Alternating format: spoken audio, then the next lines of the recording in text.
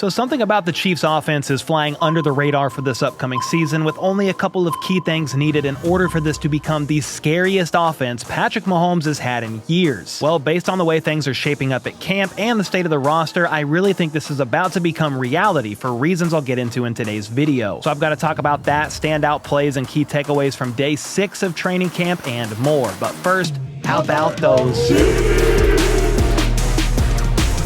Alright, so day 6 of Chiefs training camp was also day 2 in pads, and it was another hot day in St. Joe, albeit much more mild compared to yesterday. It was in the upper 80s during practice. There was a new addition to the injury list as cornerback Darius Rush, hamstring, was the newest player to be added and seen out there not working. Tight end Jake Brenningstool, hamstring, and cornerback Christian Fulton, knee. Also were still no-goes just like yesterday. Fulton is the only player actually on the PUP list right now, with Andy Reid revealing yesterday he had a knee cleanup procedure done in the spring. A pretty surprising thing to hear considering it was the first anybody had heard of it all offseason long. With that said, Fulton's status for camp is up in the air right now because Andy gave no real clarity on when to expect his return. But hopefully it's sooner rather than later. I don't think he misses playing time this season because of it or anything crazy like that. At least that is my current optimistic outlook right now, given how long ago he did have that knee cleanup done. Another player who did practice today but had an injury scare yesterday was the second rounder, defensive tackle Omar Norman Lott. Andy Reid shared after practice that he tweaked his ankle a bit and he had it taped up today, with Taylor Kaufman of KMBC 9 News sharing that he walked really slowly down the hill this morning and he was struggling out there on the field at times. So it's safe to say that ankle is sore and not quite 100%. Hopefully he can get some rest and get right for the season because we are going to need that man out there. Anyway, the welcomed return yesterday, to some fans at least, was right tackle Jawan Taylor coming off the PUP list and practicing for the first time all camp. He split work with Jalen Moore at the right tackle spot on Monday and did so once again today. I think they are still just ramping Jawan back up from missing all that time, but if they keep splitting reps, let's say next week, I'm going to say it is a definite battle for that right tackle spot. The biggest takeaway from that is, for right now, it appears there is no battle going on at all on the left side, and that it is Josh Simmons' job to lose at this point. He's been impressing basically everyone, teammates, fans, coaches, all of them. He had several solid 1v1 reps yesterday as he was seen holding his own against Charles Omenihu, and then look at this rep today against Mike Danna. You love to see that. He's all about protecting Mahomes no matter the cost, and even drew a flag today for tackling Chris Roland-Wallace, who was flying in on a blitz. That is fantastic. He could also be seen blocking Ashton Gelati during O-line, D-line drills, and even tossed him to the ground.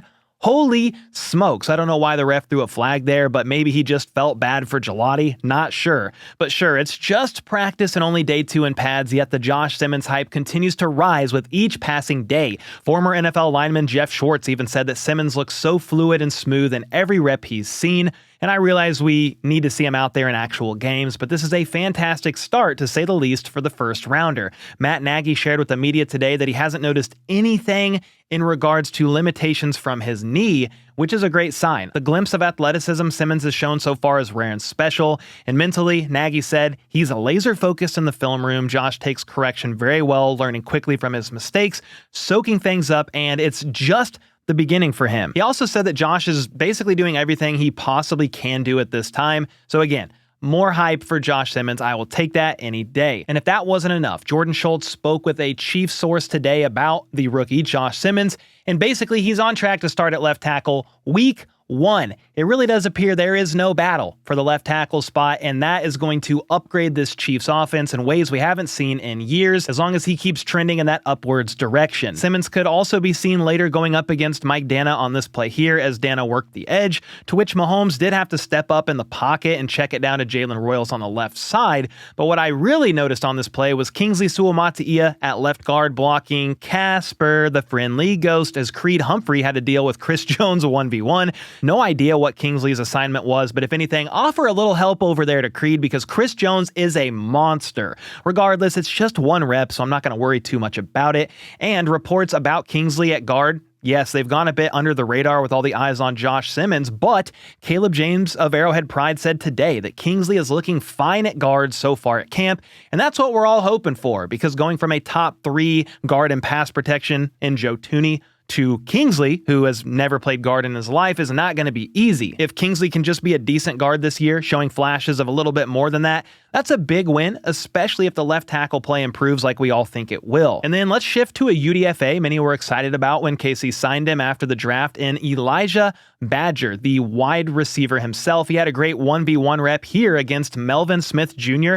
who's a UDFA out of Southern Arkansas, showcasing very impressive ball tracking skills at the end of this to haul the pass in.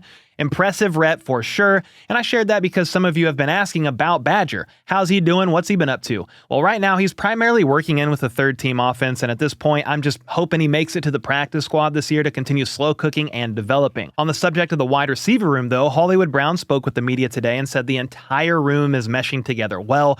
They can all play nearly any receiver position out there, which puts extra stress on the defense. For himself specifically this season, you've got to go back to last year first. When Hollywood returned late last year, he was still trying to get brought up to speed quickly, but now he feels a lot more prepared as he enters year 2 in the system. He's been working with Bobby Stroop, that's Mahomes' trainer as well, for the past 2 off seasons, and he's learned a lot from him as he prepares his body to get it right. And then regarding the 4th round rookie Jalen Royals, Hollywood described him as a quick learner that takes advantage of his opportunities and, quote, "I think he's going to make some plays for us." Royals has been making plays at camp so far, that's for sure, working in with the ones from time to time, and could see himself in that Rashee Rice role during his suspension.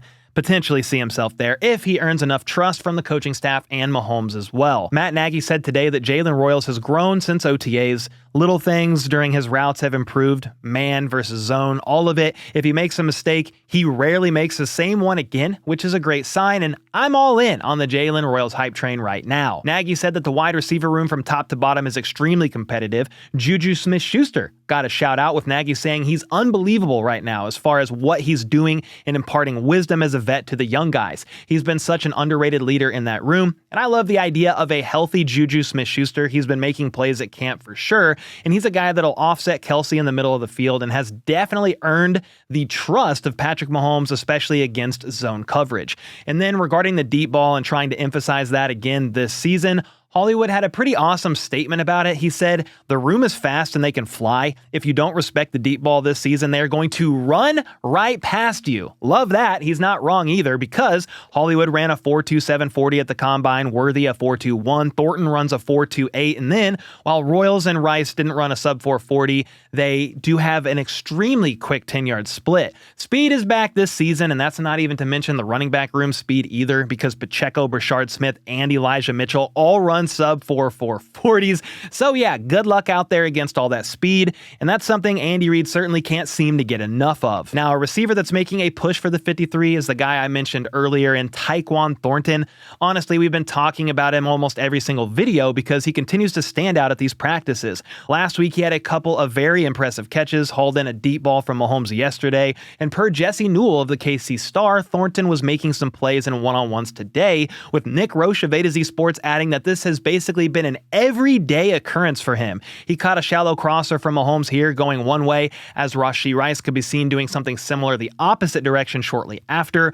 Rice has been the standout among standouts at camp. Clearly the best in the business right now, at least on the team, with Mahomes saying yesterday he looks even better than he did last year, and that explosiveness is fully back even after that knee injury. I mean, look at this 1v1 rep here between Rice and McDuffie. These drills typically favor the receiver for what it's worth, but that release off the line of scrimmage from Rice, yeehaw! He's wide receiver 1 for a reason. I will never say yeehaw again like that. I apologize. Now, I'll speak more on Tyquan Thornton and the wide receiver room in a moment, but on the subject of the team's cornerback 1, McDuffie spoke with the media today as well, and he shared that the DB room has a lot of cohesion and the rookies are learning very quick. The 3rd-round rookie out of Cal, Noel Williams, he's a competitor, very smart, knows the defense, and once they iron out a few facets of his game, Trent thinks he's going to have a really good career. McDuffie's also excited for Christian Fulton. He came in from a different system that played a lot more off-man, but it's his 5th or 6th year in the league, and he's learning quickly, and they are gleaning from each other.